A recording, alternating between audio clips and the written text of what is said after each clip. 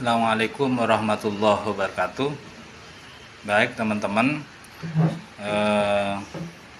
materi kali ini adalah materi pertemuan keempat dan kelima.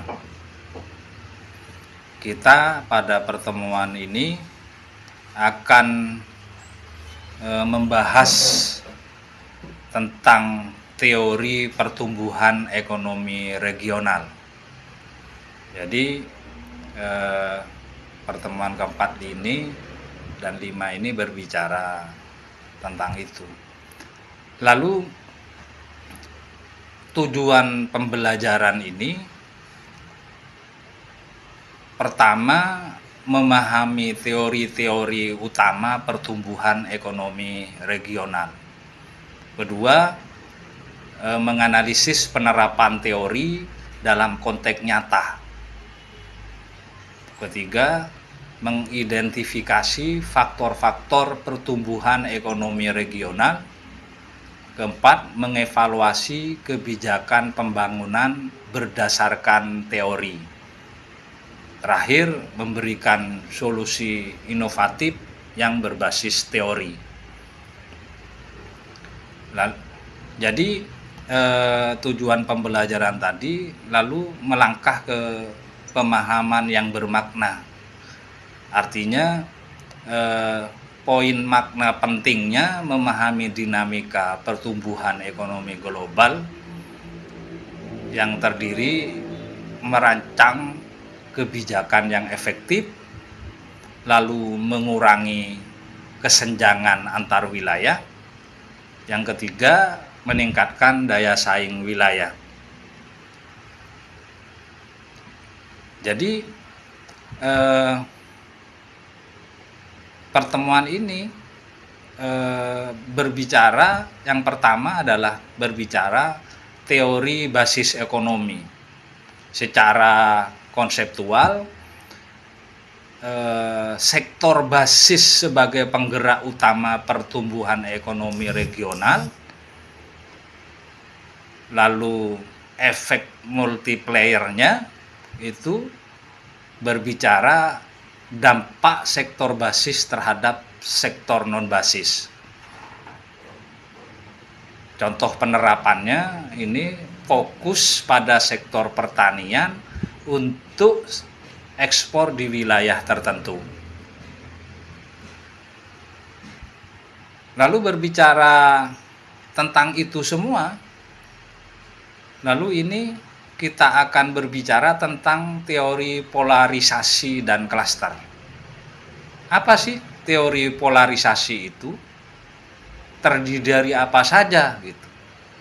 Artinya teori polarisasi itu dia membincang atau mendiskusikan pertumbuhan ekonomi yang terpusat di wilayah tertentu atau kita kenal dengan growth poles. Contoh itu kawasan ekonomi khusus di Indonesia. Ini berbicara teori polarisasi. Lalu yang kedua, apa sih teori klaster itu? Teori klaster ini membincang tentang kondisi geografis perusahaan untuk meningkatkan inovasi. Jadi konsentrasi geografis perusahaan itu melakukan apa saja untuk meningkatkan inovasi-inovasi. Contoh Silicon Valley sebagai klaster teknologi. Lalu terus berbicara teori endogen dan urbanisasi. Teori endogen ini dia berbicara investasi dalam pengetahuan dan inovasi sebagai kunci pertumbuhan. Artinya investasi itu dalam pengetahuan, knowledge manusia, dan inovasi perusahaan, pengetahuan perusahaan itu menjadi kunci dari pertumbuhan ekonomi, seperti peningkatan R dan D di universitas regional. Jadi itu teori endogen. Lalu teori urbanisasi itu dia membahas tentang hubungan antara urbanisasi dan industrialisasi. Apa sih hubungan urbanisasi dan industrialisasi itu? Hubungannya gimana? Artinya orang melakukan urban dan industrialisasi itu saling berkait dan saling menguntungkan. Contoh, integrasi wilayah urban dan rural melalui infrastruktur. Artinya ini tetap berbicara tentang konektivitas. Teman-teman, dari itu semua, setelah itu kita berbicara tentang peranan teori dan pertumbuhan ekonomi. Jadi peranan teori dan pertumbuhan ekonominya itu secara kerangka analisis ini berbicara tentang identifikasi faktor-faktor pertumbuhan ekonomi regional. Artinya bahwa kita mengidentifikasi faktor-faktor apa saja yang bisa mensejahterakan, meningkatkan, sekaligus pertumbuhan ekonomi di masyarakat secara kewilayahan atau regional. Makanya peranan teori pertumbuhan ekonomi itu kembali lagi ini secara kerangka analisis. Lalu dasar perencanaannya apa? Setelah diketahui, setelah diidentifikasi pertumbuhan, faktor-faktor pertumbuhan ekonomi secara kewilayahan itu, lalu kita lihat dasar perencanaannya. Dasar perencanaannya itu apa yang harus dilakukan? Maka dasar perencanaan yang harus dilakukan itu pertama harus menetapkan prioritas kebijakan pembangunan. Jadi pemerintah itu harus melakukan penetapan prioritas kebijakan pembangunan itu ada di sektor mana dan di wilayah-wilayah mana. Kalau ingin berbicara tentang pertumbuhan ekonomi. Itu. Yang ketiga itu teori pertumbuhan itu adalah pengurangan disparitas. Nah, ini pengurangan disparitas ini juga harus dijaga. Kalau bisa lakukan preventif pencegahan agar tidak terjadi disparitas antara wilayah satu dan wilayah lainnya. Nah, negara atau pemerintah itu harus membuat tindakan-tindakan yang membuat para industri atau UMKM dan yang lainnya itu harus dibuat regulasi. Jadi pengurangan disparitas ini kata kuncinya berbicara mengatasi ketimpangan antara wilayah satu dan wilayah lain. Jadi itu yang harus dikuatkan dan ditanamkan dalam kebijakan yang dilakukan pemerintah itu. Kemudian apa sih berbicara manfaat dari teori pertumbuhan itu? Jadi manfaatnya itu pertama dari teori pertumbuhan ekonomi itu efisiensi kebijakan. Artinya kebijakan ini harus efisien,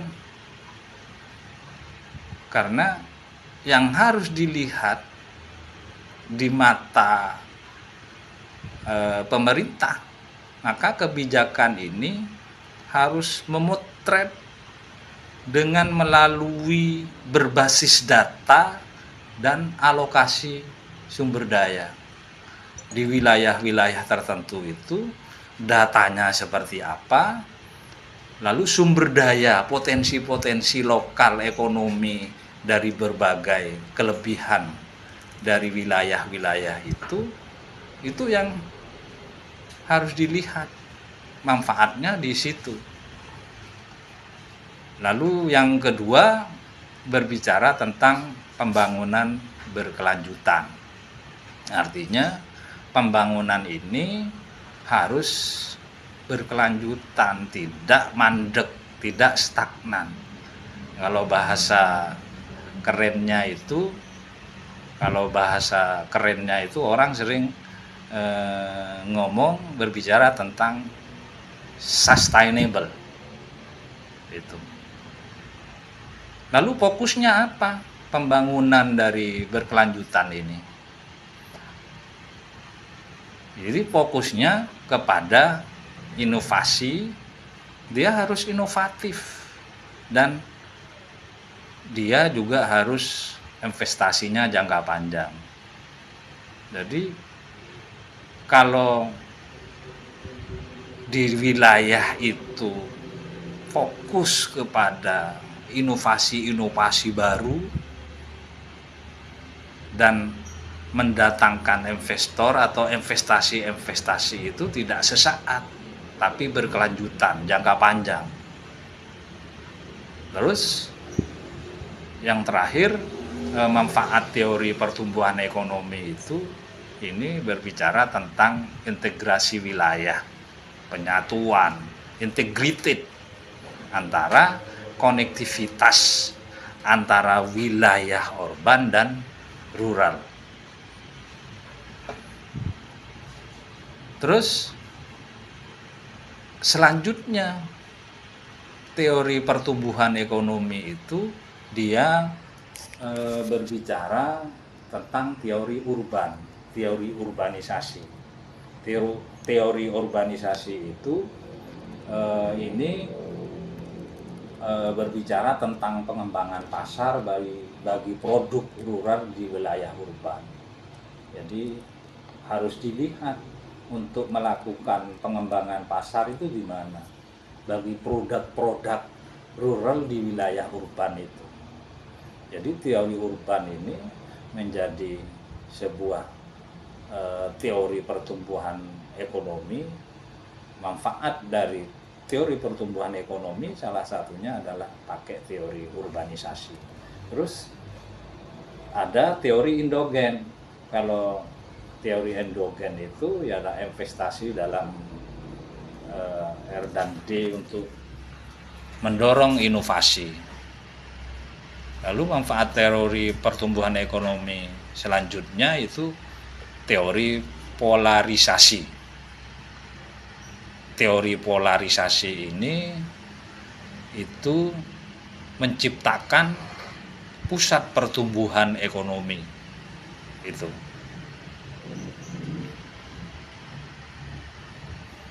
Jadi itu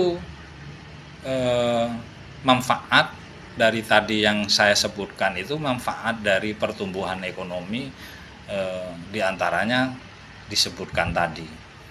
Lalu kita sekarang berbicara tentang implikasi kebijakan dalam hal ini di infrastruktur gitu.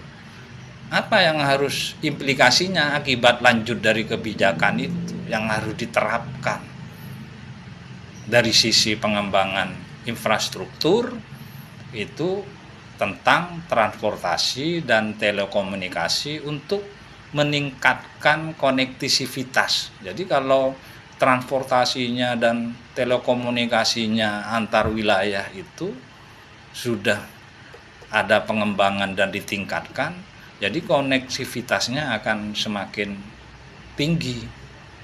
Kalau sudah tinggi, maka pertumbuhan ekonomi di wilayah-wilayah dimaksud akan pesat.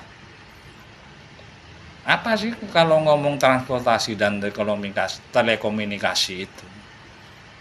Contohnya ya pembangunan jalan di wilayah-wilayah terpencil, sangat terpencil,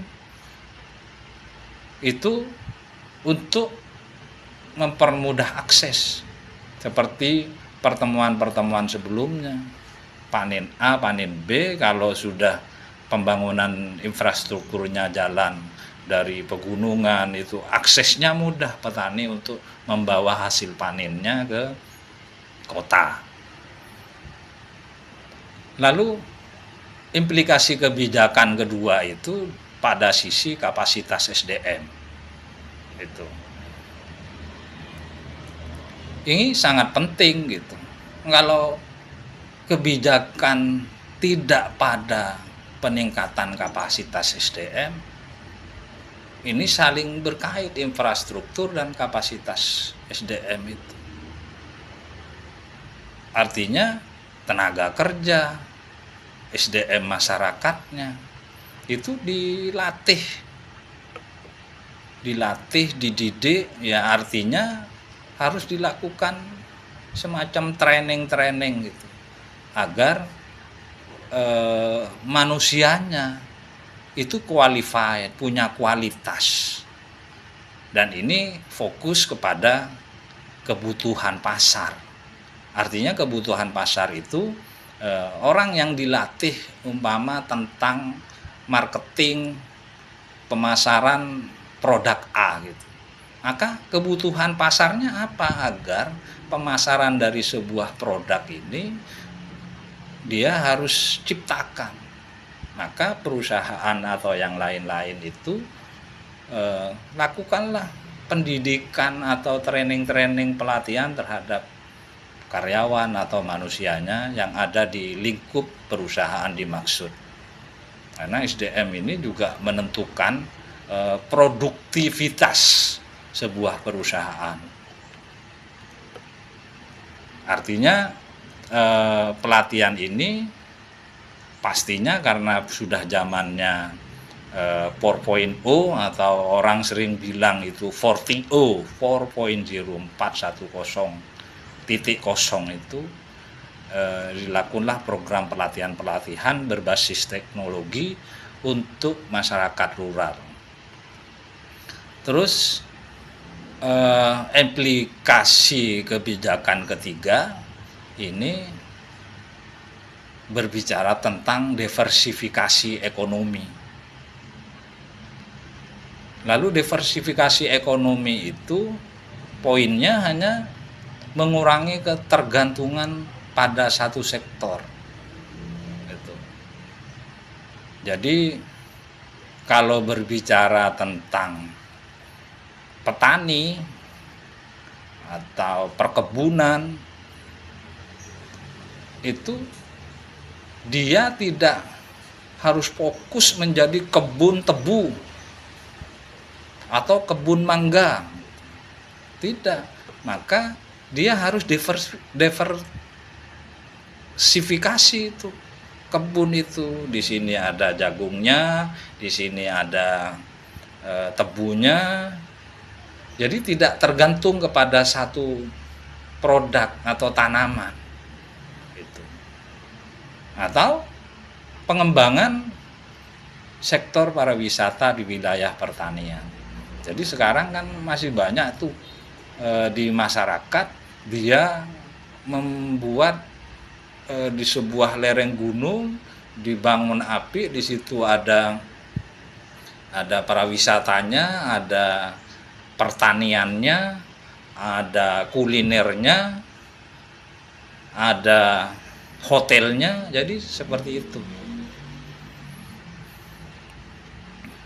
Jadi itu yang harus ditanamkan pada teman-teman gitu. Terus yang ketiga berbicara tentang teori basis ekonomi dan neoklasik gitu.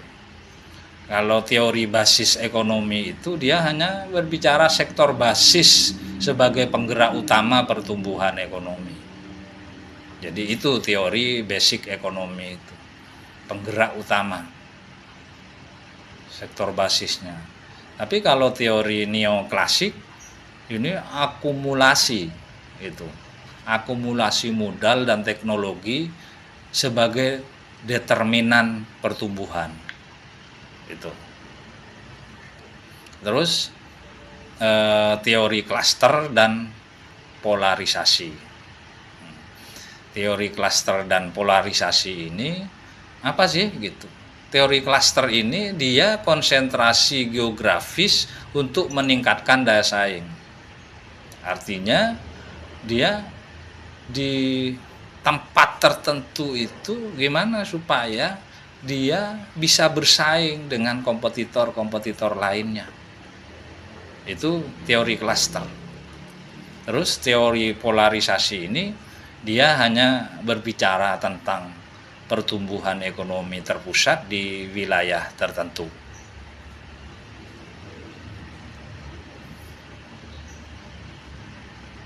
Terus ini tetap kita masih berbicara tentang teori-teori, salah satunya, dan ini berbicara tentang teori endogen dan sirkulasi kumulatif.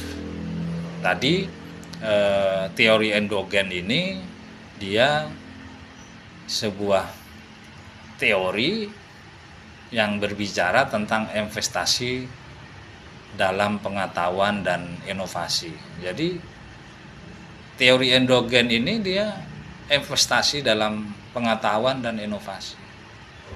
Fokusnya di situ. Lalu teori sirkulasi kumulatif. Teori sirkulasi kumulatif ini berbicara tentang pertumbuhan bersifat kumulatif dengan efek backwash dan spread. Terus yang selanjutnya tetap pada tingkatan aplikasi-aplikasi ini tentang perencanaan wilayah. Perencanaan wilayah ini berbasis sektor basis itu dia potretnya fokus pada investasi pada sektor utama. Seperti ya pertanian yang ada di wilayah-wilayah fokusnya itu dan atau di industri itu. Lalu kaitannya dengan di atas tadi ini infrastruktur dan klaster gitu. Pada tingkatan aplikatif itu infrastruktur itu berbicara apa dan klaster itu berbicara apa. Infrastruktur itu ini pastinya kita itu berbicara tentang pengembangan infrastruktur.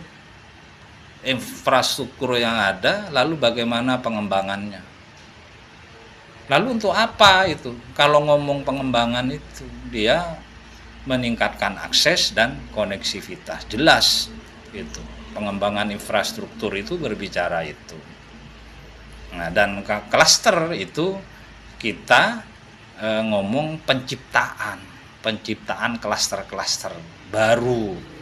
Jangan klaster-klaster yang lama itu. Ciptakanlah klaster-klaster yang baru. Di sini penciptaan klaster ini sebenarnya membincang tentang pengembangan kawasan industri untuk melakukan kolaborasi antar wilayah, antar kota, perusahaan-perusahaan itu dan melakukan inovasi-inovasi baru. Nah, setelah itu menginjak ke berikutnya tentang redistribusi dan urbanisasi. Jadi kebijakan redistribusi itu ini berbicara tentang investasi di wilayah tertinggal untuk mengurangi disparitas. Jadi penting ini. Harus lakukan kebijakan redistribusi. Kalau di wilayah tertentu, wilayah tertinggal, maka buatlah kebijakan redistribusi itu. untuk melakukan investasi di wilayah-wilayah secara, kalau bisa secara merata. Tapi orang melakukan investasi itu juga berpikir potensi-potensinya seperti apa di wilayah-wilayah atau daerah-daerah tertentu itu. Seperti pertemuan-pertemuan sebelumnya yang kita lakukan. Untuk apa sebenarnya kebijakan distribusi itu? Ini untuk mengurangi disparitas. Lalu selanjutnya integrasi urban dan rural itu. Jadi integrasi urban dan rural ini dia berbicara tentang pembangunan infrastruktur dan konektivitas. Jadi itu teman-teman yang perlu kita diskusikan. Jadi mungkin teman-teman bisa berpikir melakukan FGD gitu, kelompok-kelompok kecil yang harus dilakukan oleh teman-teman mahasiswa itu untuk mengidentifikasi faktor penghambat pertumbuhan ekonomi di wilayah tertentu. Jadi lakukanlah, Anda identifikasi dulu semua di wilayah-wilayah. Kalau di wilayah daerah Anda itu identifikasi tentang potensi ekonomi, lalu penghambat pertumbuhan ekonominya itu apa. Lalu Anda simulasikan perencanaan pembangunan kalau sudah diidentifikasi dan penghambat, lalu simulasikan perencanaan pembangunan ini ada yang salah atau tidak gitu. Dari sisi perencanaannya matang atau tidak gitu. Apa simulasi perencanaan pembangunan itu? Ya, rancang strategi klaster industri berdasarkan teori klaster yang tadi kita jelaskan itu. Coba didiskusikan. Untuk tugas kelompok ya, FGD tadi. Untuk individunya coba teman-teman analisis kebijakan regional berdasar teori yang dipelajari. Itu teman-teman. Lalu dari pertemuan awal kita ini, kalau kita bisa konklusikan di resume atau di rangkuman lah gitu dari pertemuan ini, itu ada 3.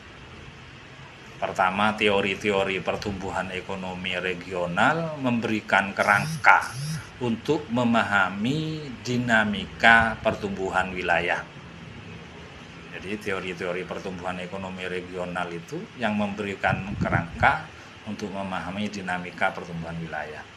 Kedua, aplikasi teori mencakup perencanaan wilayah, pengembangan klaster, dan pengurangan disparitas.